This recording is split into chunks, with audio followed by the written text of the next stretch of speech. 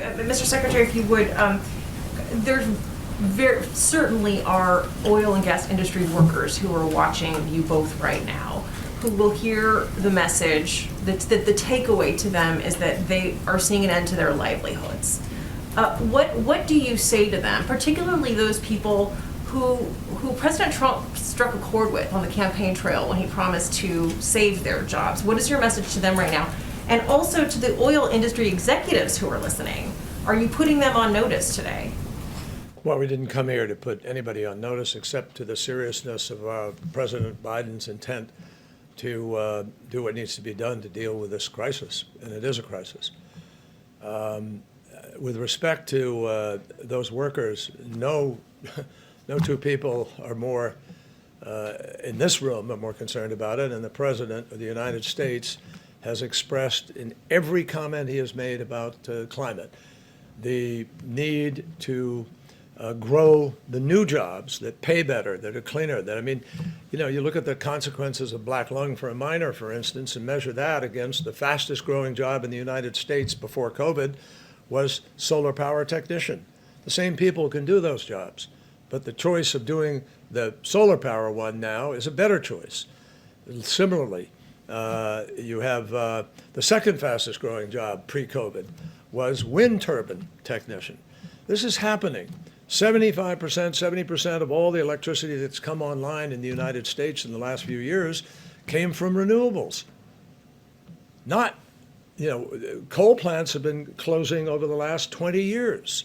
So what President Biden wants to do is make sure those folks have better choices, that they have alternatives, that they can be the people who go to work to make the solar panels. They were making them here at home. That is going to be a particular focus of the Build Back Better agenda. And I think that unfortunately workers have been fed a false narrative. No surprise, right, for the last few years.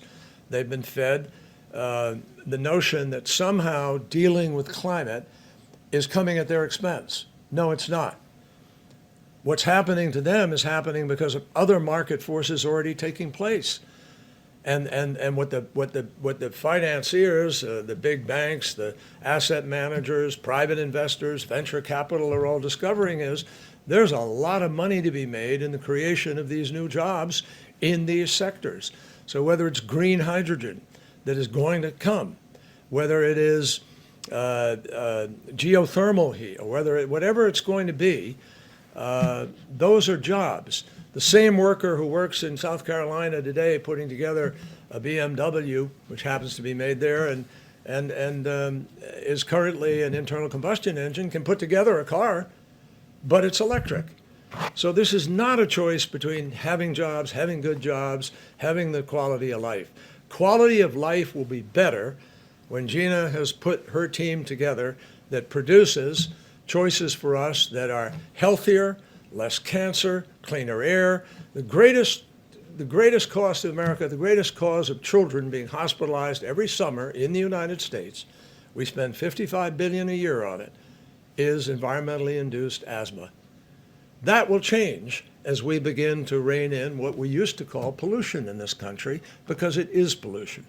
And I think that workers are going to see that with the efforts of the Biden administration, they're going to have a much better set of choices. And frankly, it will create more jobs than stuck where we were.